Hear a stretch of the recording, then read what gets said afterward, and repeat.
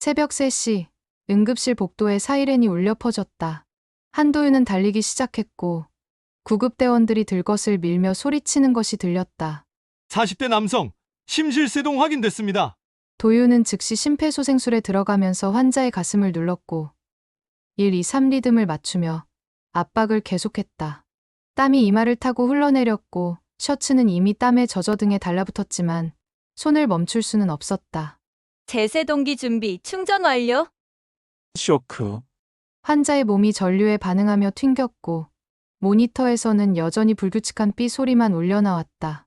도윤은 다시 환자의 가슴에 손을 올리고 더 세게 더 빠르게 압박을 이어갔으며 30분이 흘렀는지 40분이 흘렀는지 시간 감각조차 사라진 채 오직 환자를 살려야 한다는 생각만이 머릿속을 가득 채우고 있었다. 그때 심전도 모니터에 파형이 나타났다. 맥박 돌아왔습니다. 도윤은 그제야 깊은 숨을 내쉬며 젖은 등을 느꼈고 떨리는 손목을 보면서 온몸으로 밀려오는 피로를 실감했지만 환자가 살았다는 사실만으로 충분했다. 라커룸에서 땀에 젖은 옷을 갈아입으며 시계를 확인하니 오전 6시였고 밤샘 근무가 끝났다는 안도감과 함께 몸은 지쳤지만 마음만큼은 이상하게 가벼웠다. 누군가의 생명을 지켰다는 사실, 그것이 도윤을 버티게 하는 이유였고 15년을 응급실 수간호사로 일하며 매일 밤 죽음과 싸워온 원동력이었다. 도윤 선생님, 수고하셨습니다. 후배 간호사가 인사를 건넸고 도윤은 피곤함 속에서도 미소를 지으며 오늘도 의미 있는 하루였다고 생각했다. 병원 복도를 걸으며 이른 아침임에도 이미 분주하게 움직이는 청소 직원들을 지나쳤고 약 냄새와 소독약 냄새가 섞여 코를 찔렀지만 도윤에게는 오히려 집보다 편한 익숙한 냄새였다. 엘리베이터를 기다리며 휴대폰을 확인했지만 아내 서지연에게서 온 메시지는 없었고 병원 홍보팀장인 지연은 어젯밤에도 야근이라며 연락이 없었는데 요즘 들어 이런 일이 잦아지고 있었다. 엘리베이터 문이 닫히려는 순간 누군가 뛰어오며 잠깐만요 라고 외쳤고 도윤은 문을 잡아주며 홍보팀 직원임을 알아봤다. 감사합니다, 수간호사님. 아침부터 바쁘시네요. 네, 오늘 기자 간담회가 있어서요. 직원이 숨을 고르며 대답했고 도윤은 지연이 며칠째 준비하던 병원 신축, 건물 관련 행사를 떠올리며 고개를 끄덕였다. 1층에서 내려 본관 쪽으로 걸어가는데 멀리서 익숙한 목소리가 들려왔고 복도 저편에서 통화 중인 지연의 모습이 보였다. 교수님, 오늘 저녁은 저만 믿으세요. 목소리가 부드럽게 흘러나왔고 나긋한 톤으로 이어졌는데 도윤은 아내에게서 그런 말투를 들어본 적이 없었다. 지연은 환하게 웃고 있었고 마치 누군가에게 속삭이듯 다정하게 말하고 있었다. 네, 제가 완벽하게 준비할게요. 걱정 마세요.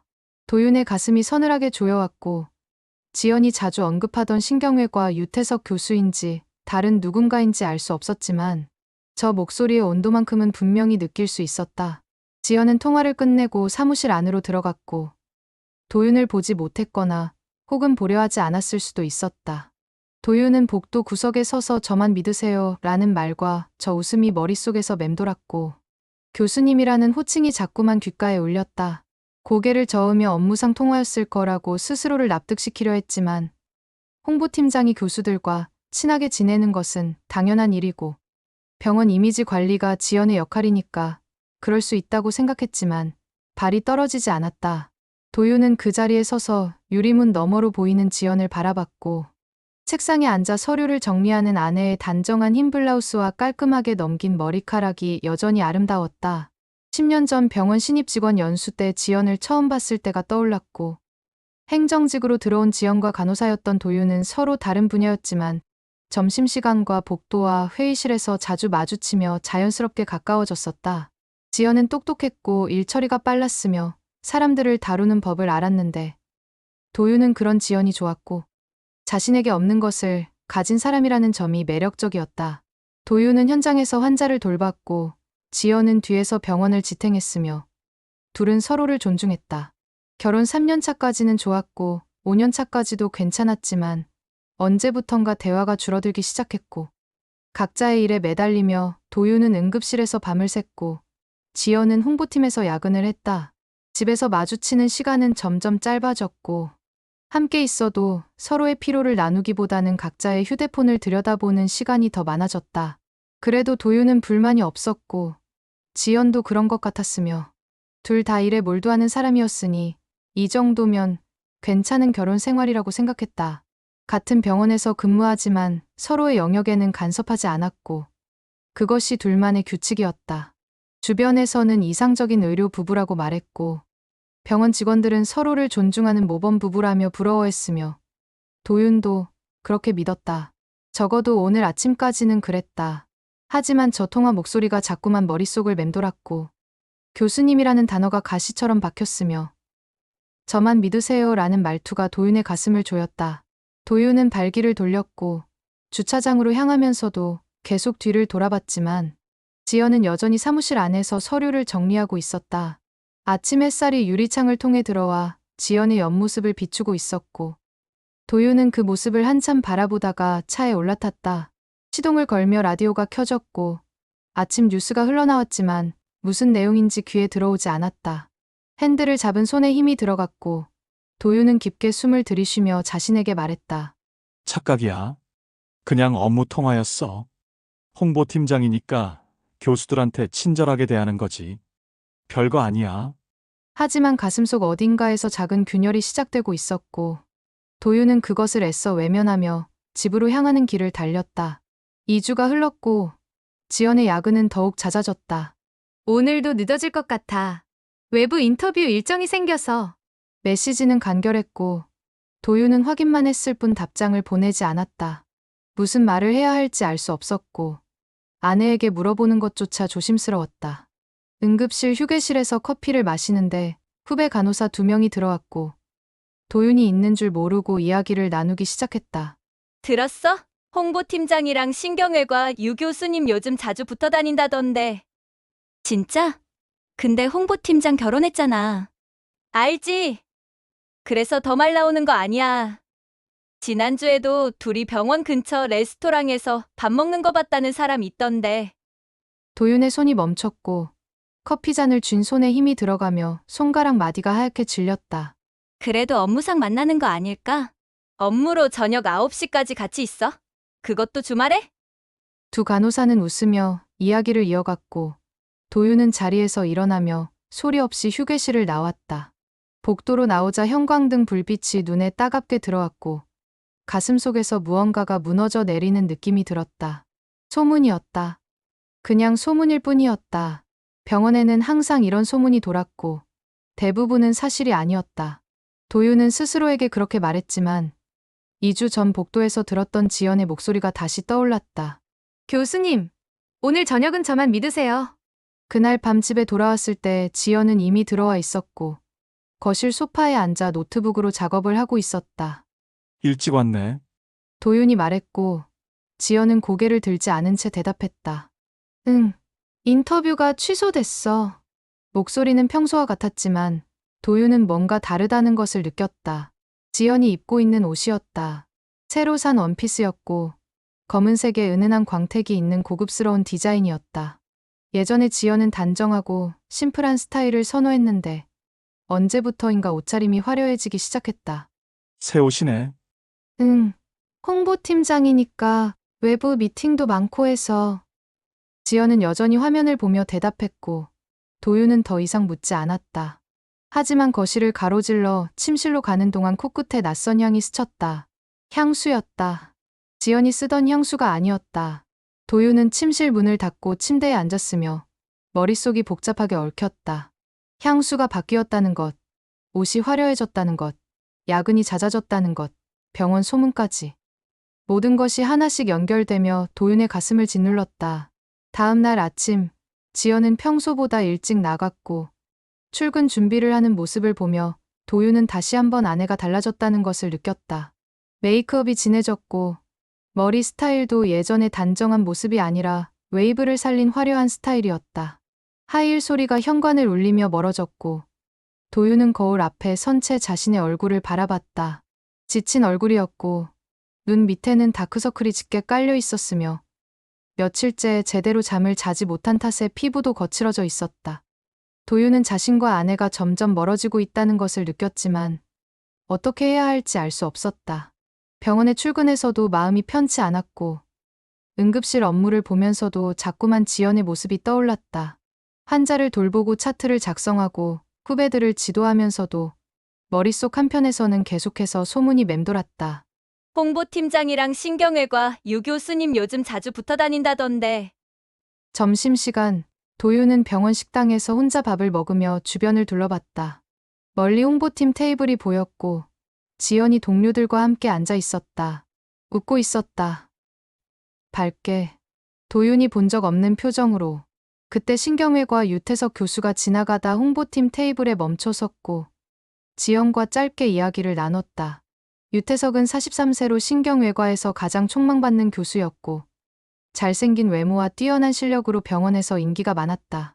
지연은 유태석을 올려다보며 미소 지었고 유태석도 웃으며 어깨를 가볍게 두드리고 지나갔다. 도윤의 숟가락이 멈췄고 밥맛이 사라졌다. 소문이 단순한 소문이 아닐 수도 있다는 생각이 파고들었고 도윤은 밥을 다 먹지 못한 채 자리를 떠났다. 오후 내내 불안감이 커졌고 저녁 7시가 되어도 지연에게서 연락이 없었다. 8시, 9시, 시간은 흘렀지만 메시지 하나 없었다. 도윤은 휴대폰을 켜고 끄기를 반복하며 응급실 복도를 서성였다. 밤 10시, 지연에게서 메시지가 왔다. 오늘 회식 있어. 늦을 것 같아. 도윤은 답장을 쓰려다 지웠고 다시 쓰려다 또 지웠으며 결국 아무 말도 하지 않았다. 손가락이 떨렸고 가슴속에서 분노와 불안이 뒤섞여 올라왔지만 어떻게 표현해야 할지 몰랐다. 그날 밤 새벽 1시에 집에 돌아왔을 때 지연은 잠들어 있었고 침대 옆에 놓인 옷에서 술 냄새가 났다. 도윤은 거실로 나와 소파에 앉았으며 어둠 속에서 한참을 멍하니 앉아 있었다. 믿고 싶었다. 아내를 믿고 싶었다. 하지만 모든 증거들이 도윤의 믿음을 흔들었고 가슴속 균열은 점점 더 깊어지고 있었다. 한 달이 지났고 도윤의 몸은 한계에 다다르고 있었다. 연속 3일 밤샘 근무를 마친 날, 도윤은 응급실 복도에서 휘청거렸고 벽에 손을 짚어 몸을 지탱했다. 치아가 흐려졌고 귀에서 이명이 울렸다. 수간호사님 괜찮으세요? 후배 간호사가 달려왔지만 도윤의 입에서는 대답이 나오지 않았다. 다리에 힘이 풀렸고 그대로 바닥에 주저앉았다. 정신을 차렸을 때는 응급실 침대 위였고 링거가 팔에 꽂혀 있었다. 응급의학과 과장이 차트를 보며 말했다. 과로예요. 혈압도 높고 탈수도 심하고 이러다 큰일 나요. 오늘은 집에 가서 쉬세요. 괜찮습니다. 괜찮지 않아요? 강제로 퇴근 조치합니다. 도윤은 더 이상 버틸 힘이 없었고 링거를 맞으며 천장을 바라봤다. 온몸이 무거웠고 머릿속은 텅 비어 있었다. 환자를 살리느라 정작 자신은 무너지고 있었다. 저녁 8시, 도윤은 간신히 집에 도착했고 현관문을 열었다. 집 안은 어두웠고 지연은 없었다. 거실 식탁 위에 쪽지 한 장이 놓여 있었다. 오늘은 환자 인터뷰 일정 있어. 늦을 거야. 도윤은 쪽지를 구겨 쓰레기통에 던졌고 소파에 쓰러지듯 앉았다. 몸은 지쳤지만 잠이 오지 않았고 머릿속은 오히려 더 또렷해졌다. 휴대폰을 꺼내 병원 그룹 채팅을 열었다. 별다른 내용은 없었고 업무 관련 공지사항들만 올라와 있었다. 크로를 내리던 중 신경외과 유태석 교수가 올린 사진이 눈에 들어왔다. 오늘 연구팀 회식? 수고들 많으셨습니다. 사진 속에는 여러 명의 의료진이 레스토랑에 앉아 있었고 테이블 위에는 와인잔들이 놓여 있었다. 하지만 도윤의 시선은 사진 배경으로 향했다. 레스토랑 벽면에 설치된 큰 유리창이었고 그 유리에 희미하게 비친 실루엣이 보였다. 여자였다. 긴 머리를 한 여자가 유태석 옆에 서 있었고 각도상 카메라에는 잡히지 않았지만 유리창 반사로 윤곽이 드러났다. 도윤은 사진을 확대했고 심장이 빠르게 뛰기 시작했다. 저 머리 스타일, 저 체형, 저 옷의 색깔. 오늘 아침 출근할 때 지연이 입었던 베이지색 재킷이었다. 도윤의 손이 떨렸고 휴대폰을 떨어뜨릴 뻔했다. 다시 사진을 확대하고 또 확대하며 유리창 속 실루엣을 확인했다.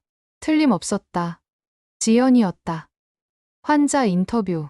지연이 말했던 환자 인터뷰는 거짓말이었고 실제로는 유태석 교수의 회식 자리에 있었다. 공식적인 자리도 아니었다.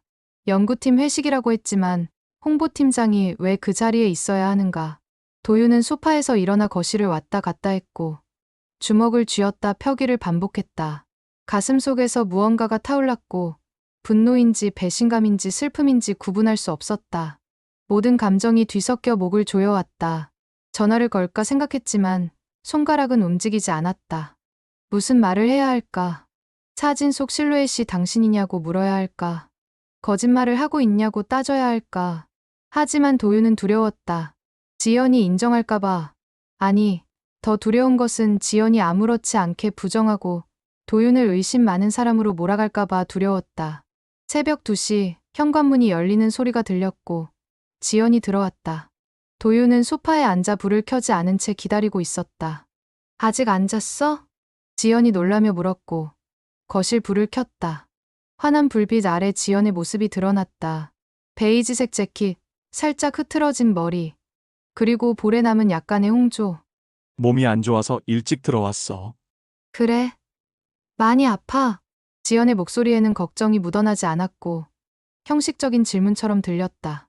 도윤은 지연을 바라보며 물었다. 인터뷰 잘 끝났어? 응, 좀 길어졌네. 지연은 가방을 소파에 던지고 침실로 향했다. 거짓말이었다. 태연하게, 아무렇지 않게 거짓말을 했다.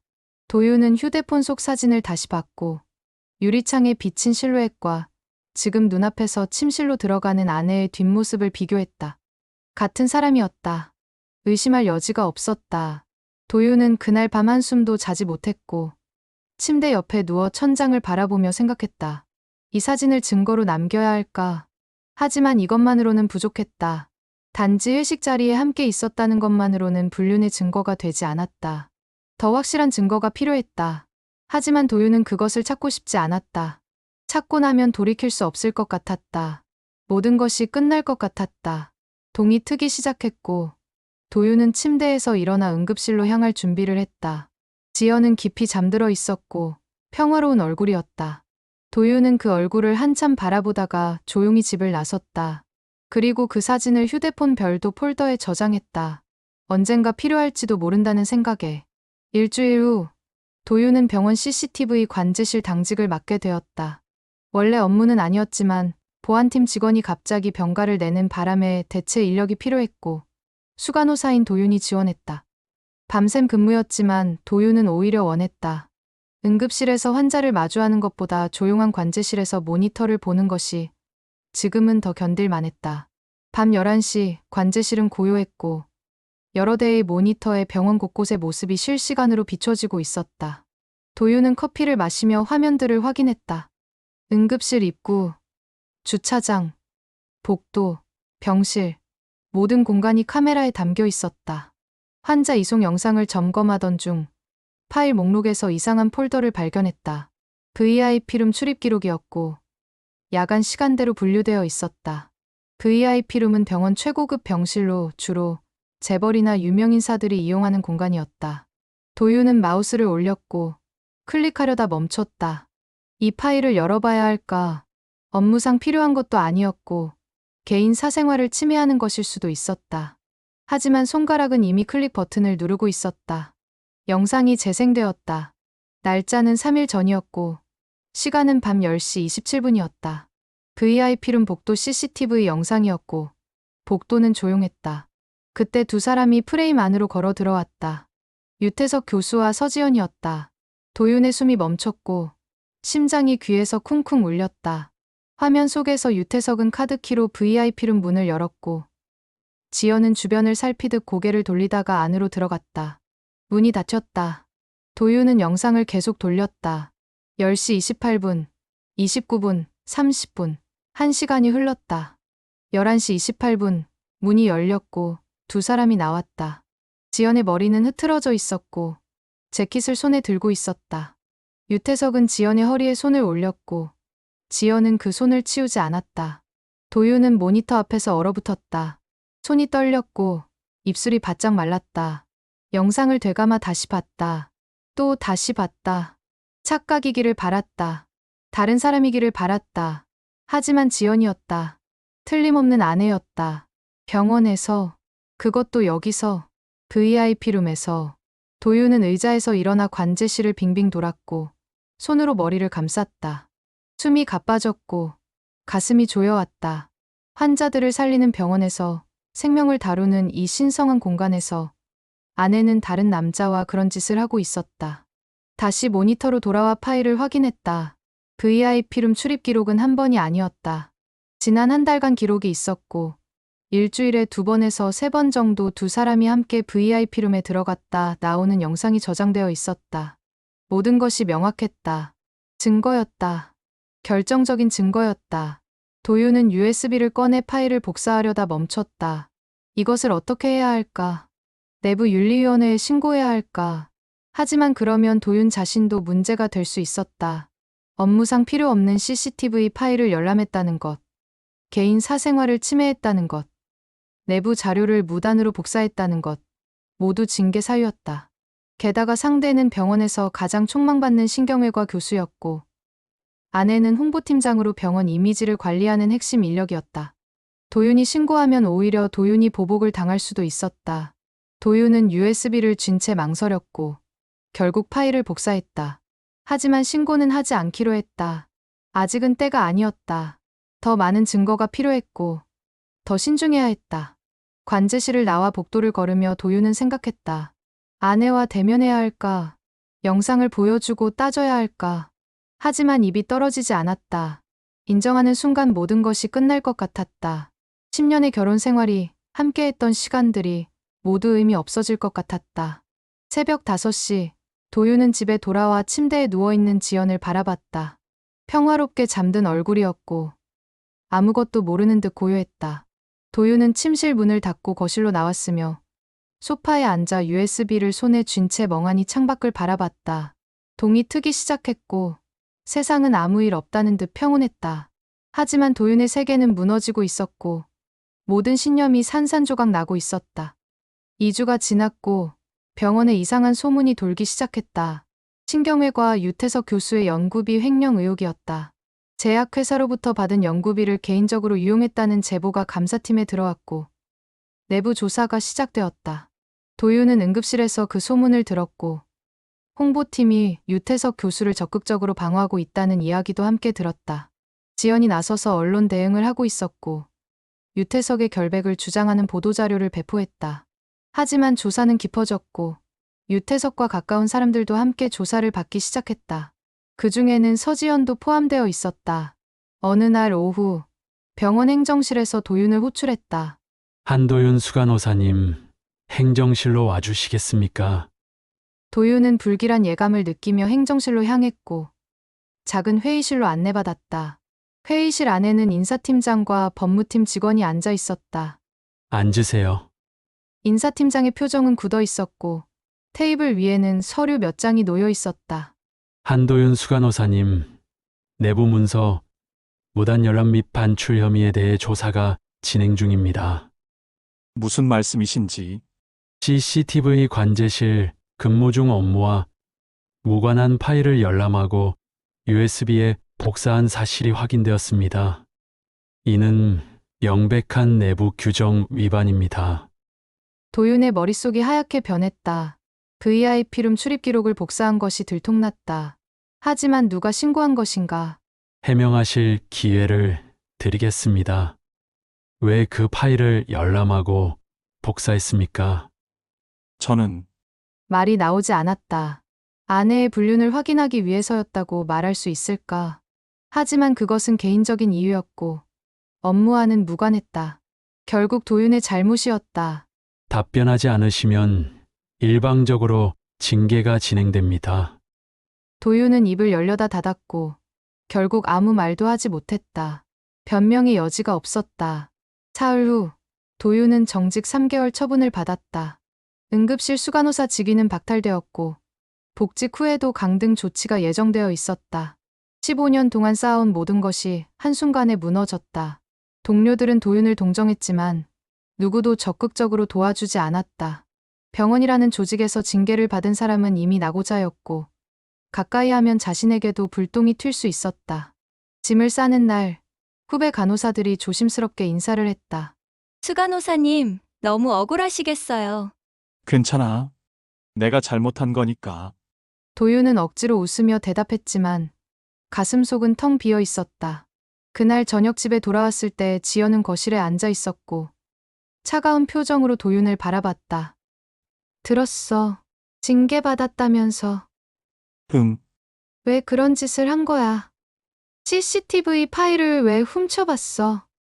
지연의 목소리에는 분노가 섞여 있었지만 도윤은 그것이 진짜 분노인지 연기인지 구분할 수 없었다. 당신이 뭘 하는지 알고 싶었어.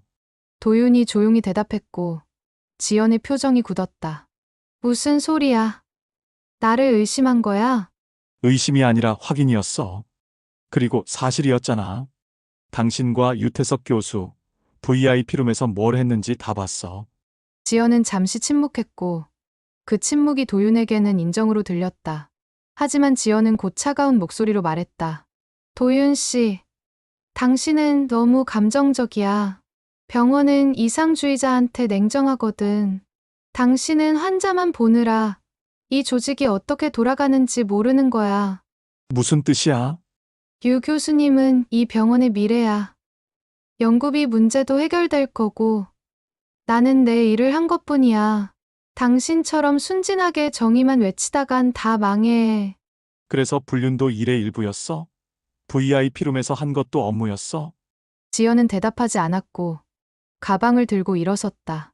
당분간 따로 지낼게. 당신 정직 기간 동안 생각 좀 해봐. 우리 관계를. 현관문이 닫혔고 도윤은 그 자리에 서서 텅 빈 거실을 바라봤다. 모든 것이 끝났다. 직장도, 명예도, 결혼 생활도. 하지만 이상하게 마음 한편이 홀가분했다. 더 이상 숨길 것도 없었고 지킬 것도 없었다. 이제 도윤은 자유로웠다. 복수할 자유.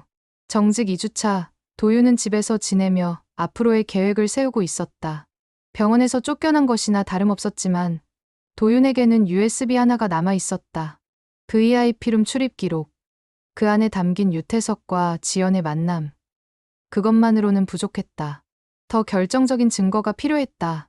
어느 날 오후, 도윤에게 익명의 이메일이 도착했다. 발신자는 알 수 없었고, 제목은 없었다. 본문에는 첨부 파일 하나만 달려 있었다. 도윤은 조심스럽게 파일을 열었고, 그것은 엑셀 파일이었다. 의료기기 리베이트 거래 내역이었다. 수십 개의 행의 날짜와 금액과 거래처가 적혀 있었고, 그중 일부에는 유태석의 이름이 있었다. 제약회사로부터 받은 리베이트를 개인 계좌로 입금받은 기록이었고, 금액은 수억 원에 달했다. 하지만 도윤의 눈길을 끈 것은 다른 이름이었다. 서지연. 아내의 이름도 거래 내역에 포함되어 있었다. 홍보팀장 명의로 제약회사와 계약을 체결하고 일정 금액을 받은 흔적이 명확했다. 도윤은 파일을 꼼꼼히 읽었고 모든 거래가 불법이라는 것을 알 수 있었다. 연구비를 가장한 뇌물이었고 병원 시설 홍보를 빌미로 한 금품 수수였다. 누가 이 파일을 보낸 것일까? 도윤은 생각했다. 병원 내부 누군가였을 것이었고 유태석과 지연을 견제하려는 세력이었을 것이었다. 하지만 중요한 것은 발신자가 아니라 이 자료였다. 도윤은 며칠간 고민했다. 이것을 어떻게 사용할 것인가? 경찰에 신고할 수도 있었고 언론에 제보할 수도 있었다. 하지만 도윤은 더 확실한 방법을 원했다. 일주일 후 도윤은 내부 고발자 보호센터에 신고서를 제출했다. 익명으로 제출했고 모든 자료를 첨부했다. VIP룸 출입 기록은 제외했다. 그것은 나중을 위해 남겨두었다. 동시에 도윤은 몇몇 언론 기자들에게 익명 이메일을 보냈다. 대학병원 비리를 다루는 탐사보도팀 기자들이었고 자료의 일부를 발췌해서 보냈다. 충분히 흥미를 끌 만한 내용이었다. 며칠 후 병원에 검찰 조사가 들어왔다는 소식이 들렸다.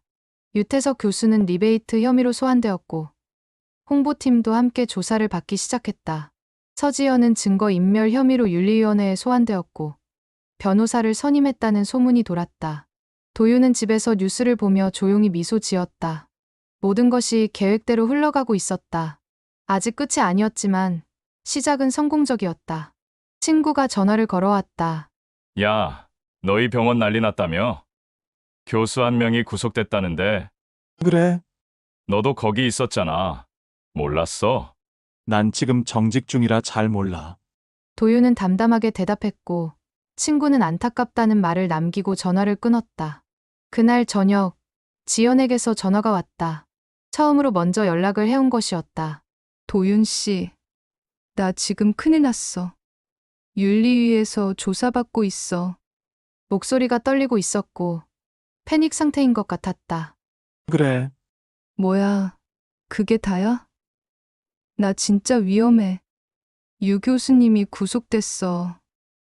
나도 연루될 수 있어. 그럴 수도 있겠네. 도대체 왜 이래? 당신 이상하게 침착하네. 혹시 지연의 목소리가 멈췄고 숨소리만 들렸다. 혹시 당신이 신고한 거야? 난 아무것도 하지 않았어. 거짓말! 분명 당신이. 진실이 드러났을 뿐이야. 나는 그냥 지켜봤을 뿐이고. 전화가 끊겼고 도윤은 휴대폰을 내려놓았다. 가슴이 답답하지 않았다. 오히려 후련했다. 복수는 시작되었고 도윤은 끝까지 지켜볼 작정이었다. 3개월이 지났고 언론은 대학병원 리베이트 스캔들을 대대적으로 보도했다. 신경외과 유태석 교수는 뇌물수수 및 연구비 횡령 혐의로 1심에서 징역 3년을 선고받았다. 집행유예 없는 실형이었고 의사 면허도 정지되었다. 병원에서는 즉시 해고되었고 모든 명예는 땅에 떨어졌다. 서지현은 증거인멸 및 금품 수수 혐의로 기소되었고 병원에서 직위해제 조치를 받았다. 홍보팀장 자리에서 물러났고 징계위원회는 면직 처분을 내렸다. 재판이 열리던 날 도윤은 방청석에 앉아 있었다. 법정 안은 조용했고 판사가 서류를 검토하고 있었다. 피고인석에 앉은 지연의 모습이 보였다. 예전에 화려했던 모습은 사라졌고 수척하고 지친 얼굴이었다. 머리는 단정하게 묶었지만 생기가 없었고 눈가에는 다크서클이 짙게 깔려 있었다. 검사가 증거를 제시했다. 내부 메일, 거래 내역서, 그리고 CCTV 출입 기록까지 모든 증거가 익명의 제보자에 의해 정리되어 검찰에 제출되었다는 설명이 나왔다. 지연은 고개를 들어 방청석을 둘러봤고 도윤과 눈이 마주쳤다. 지연의 눈빛에는 배신감과 분노가 담겨 있었지만 동시에 체념도 묻어 있었다. 재판이 끝나고 복도에서 지연이 도윤에게 다가왔다. 이건 복수야? 아니, 도윤은 차분하게 대답했다. 그럼 뭐야? 왜 이런 짓을 한 거야? 널 낫게 하는 치료야. 늦었지만. 지연은 비웃듯 웃었지만 그 웃음 뒤에는 눈물이 고여 있었다. 치료? 웃기지 마. 당신이 날 망친 거잖아. 내가 먼저 우리를 망쳤어. 난 그냥 진실을 드러냈을 뿐이야. 진실? 당신이 뭘 안다고. 난 살아남으려고 했던 거야. 병원이라는 곳에서 여자가 살아남으려면 누군가의 힘이 필요해. 당신은 몰라. 환자만 살리면 되는 당신은 절대 몰라. 그래서 불륜도 생존의 방법이었어? 리베이트도 생존이었어? 지연은 대답하지 못했고 고개를 떨구었다. 변호사가 와서 지연을 데려갔고 복도에는 도윤만 남았다. 도윤은 창밖을 바라봤다. 가을 하늘이 맑게 개어 있었고 바람이 나무숲을 흔들고 있었다. 후련했다. 하지만 동시에 텅 빈 허무함도 느껴졌다. 복수는 달콤하지 않았다. 그저 끝났을 뿐이었다. 한 달 후 지연의 선고가 내려졌다. 징역 1년 6개월, 집행유예 2년이었다. 실형은 면했지만 사회적으로는 이미 매장당했다. 병원 업계에서 일할 수 없었고 경력은 끝났다. 도윤은 그 소식을 뉴스로 접했고 더 이상 아무 감정도 느껴지지 않았다. 그리고 2주 후 도윤은 이혼 소송을 제기했다. 법원에서 이혼 조정 절차가 진행되었고 작은 조정실에서 도윤과 지연이 마주 앉았다. 조정위원이 중간에 앉아 서류를 검토하고 있었고 침묵이 흘렀다. 지연은 수척해진 얼굴로 도윤을 바라봤고 입술을 떨며 말했다. 정말 이렇게 끝내야 해. 이미 끝났어. 오래전에. 도윤의 목소리는 담담했고 감정의 기복이 없었다. 지연은 고개를 숙였고 손으로 얼굴을 가렸다. 미안해. 정말 미안해. 사과는 필요 없어. 난 그냥 자유롭고 싶을 뿐이야. 조정의원이 서류를 내밀었고 도윤은 주저없이 서명했다. 지연도 떨리는 손으로 펜을 들었고 한참을 망설이다가 이름을 썼다. 잉크가 종이에 스며들며 10년의 결혼 생활이 공식적으로 끝났다. 조정실 밖으로 나왔을 때 복도는 조용했고 지연은 도윤의 뒤에서 조용히 말했다. 행복해, 도윤 씨. 도윤은 뒤돌아보지 않았고 그냥 걸어갔다. 지연의 목소리가 점점 멀어졌고 복도 끝 출구로 향하는 도윤의 발걸음은 가벼웠다. 무거운 짐을 내려놓은 것처럼 햇살이 출구를 통해 쏟아져 들어왔고 도윤은 그 빛 속으로 걸어갔다. 1년이 흘렀고 도윤은 지방의 작은 응급센터에서 일하고 있었다. 대학병원의 화려함은 없었지만 환자들이 진심으로 감사하는 곳이었다. 밤샘 근무는 여전했고 피곤함도 여전했지만 마음만큼은 평온했다. 어느 날 저녁 응급실에 교통사고 환자가 실려왔다. 60대 남성이었고 의식이 없었다. 도윤은 즉시 심폐소생술에 들어갔고 팀원들과 함께 30분 동안 사투를 벌였다.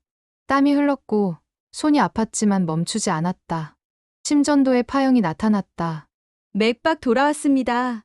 도윤은 깊은 숨을 내쉬었고 환자의 손을 잡았다. 따뜻한 손이었다. 살아있는 손이었다. 휴게실에서 커피를 마시며 휴대폰을 켰다. 뉴스 알림이 떠 있었다. 전직 대학병원 홍보팀장 서지연. 리베이트 사건 재수사로 추가 재판. 도윤은 기사를 읽지 않았고 알림을 지웠다. 더 이상 관심이 없었다. 창밖으로 석양이 지고 있었고 붉은 노을이 하늘을 물들이고 있었다. 도윤은 커피를 한 모금 마시며 조용히 중얼거렸다. 진짜 병든 건 사랑이 아니라 욕심이었다. 그 순간 응급실 사이렌이 다시 울렸고 도윤은 자리에서 일어나 복도로 향했다. 환자가 기다리고 있었다. 살려야 할 생명이 기다리고 있었다. 도윤은 달렸다. 15년 전 응급실에 첫 발을 디뎠을 때처럼 오늘도 도윤은 생명을 살리기 위해 달렸다. 그것이 도윤의 길이었고 도윤의 삶이었다. 사이렌 소리가 울려 퍼졌고 그 소리는 점점 작아지다가 결국 고요 속으로 사라졌다. 이런 현실적이고 충격적인 실화가 흥미로우셨다면 좋아요와 구독 꾹 눌러주세요. 다음에도 더욱 자극적인 실화로 찾아뵙겠습니다.